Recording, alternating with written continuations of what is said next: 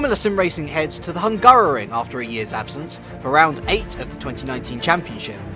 This circuit is commonly referred to as Monaco without the barriers, featuring a combination of medium-speed corners requiring a high downforce setup. Turn 1 often stars as the corner primarily used for overtaking. After 2 races of missing out, championship leader Jurnej Simoncic returned to pole position by just over a tenth of a second ahead of his teammate Martin Gosby. Janos Brakshock continues his impressive Hockenheim form to qualify in 3rd, ahead of the 2 ACR blue cars of Mrozek and Panzar. Edge reserve Dennis Jordan qualified in 6th, ahead of Jos Araneda, who once again impressed to qualify in 7th. Fournier took 8th, with an impressive showing from Pave, enough to overcome Costa in 10th. Michi returns with ground effect to qualify in 12th, whilst Brewer, Parvez, Roger and Ivanov return to the WC for one-off races as reserve drivers. With 1 race to go before the summer break, could ACR maintain their 100% streak? Lights out, and Simoncic got away well, whilst Gosby was under threat from Mrozek. Mrozek attempted to pass on the outside, but to no avail. Jordan was under threat from Araneda. However, Araneda lost momentum, and Pave got around the outside of the Chilean. The start was clean until Parvez put the power down too quickly and tapped the wall.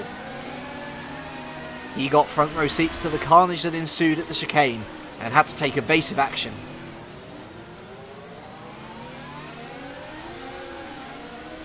Michaels completely missed his braking point, hit Kasdorp and collected both Netrex cars.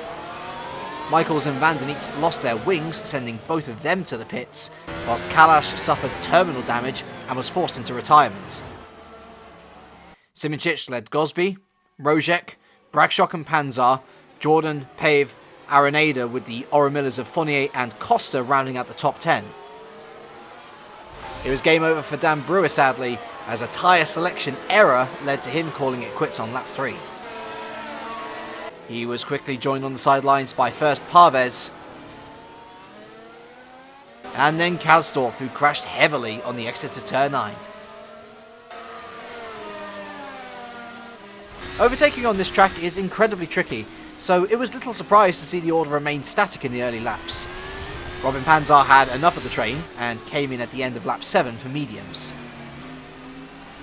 The Ultrasofts were wearing quickly, and a lap later, all of those running the tyre pitted for mediums also. The pit lane was incredibly busy, and Araneda had to hesitate to get into his box, eventually losing him that position to Fournier. Panzar, meanwhile, made good on his early stop, and was able to undercut Brakshock. Simoncic's pit stop was trouble-free, but he rejoined alongside Ivanov. He was going longer, so Simoncic really needed to make the move there and then. But that was not how anybody wanted it to end. The leaders were slicing their way through cars that had yet to stop, but Gosby was losing a lot of time, in particular to his teammate, who himself was stuck behind Roger. He made the move finally on the main straight, with Mrozek immediately following suit. Costa was now leading the race, having yet to stop, but under threat from Lukaszek, who tried an ambitious pass at turn 1. Lukaszek couldn't get the move done, and the mistake put him right where the ground effect of Michi wanted him.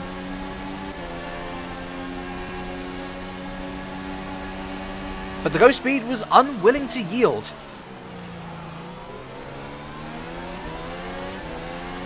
And defended aggressively.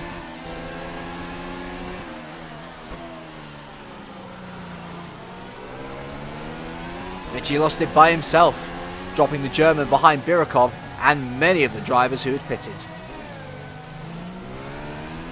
Behind, Hoyer's teammate Araneda was under threat from Pave. The flag-to-flag tried around the outside, but they came to blows, sending Araneda into the barrier and out of the race.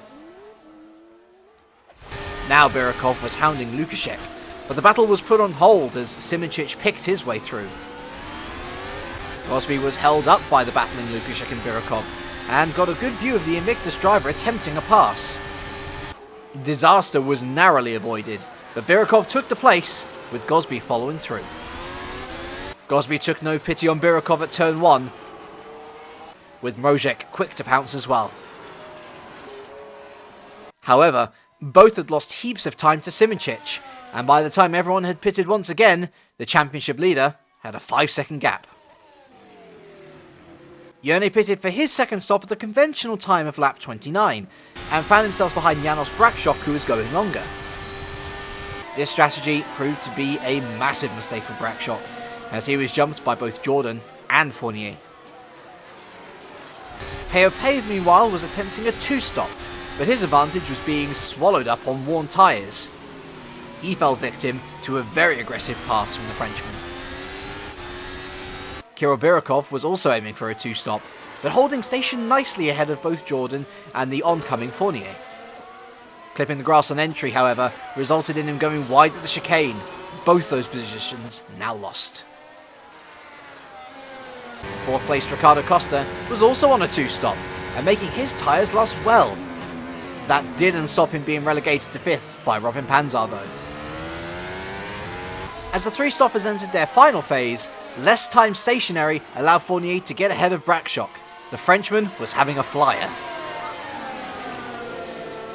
Both of them managed to jump Jordan as well.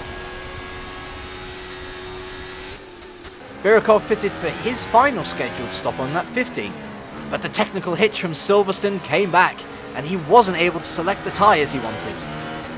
This meant he had to come in yet again to satisfy the tyre rules in place, but the issue kept persisting, ending all chances of points. Meanwhile, Michi Hoyer was doing a very different strategy to his rivals, and was now in 11th on soft tyres, putting Valeriano under pressure. He made a classy overtake on lap 65. Jone Simicic was in a very familiar position. It was yet another dominant showing from the championship leader. He crossed the line to take the win, ahead of Gosby and Mrozek. ACR were proving unstoppable. Robin Panzar finished in 4th to complete a perfect result for both of the sister teams.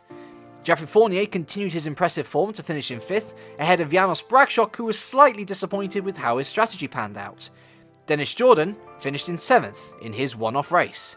Kirill Birokov crossed the line 8th, but was disqualified as a result of not using the 2-tyre compounds, ruining the loss of good points, yet again due to factors outside of his control.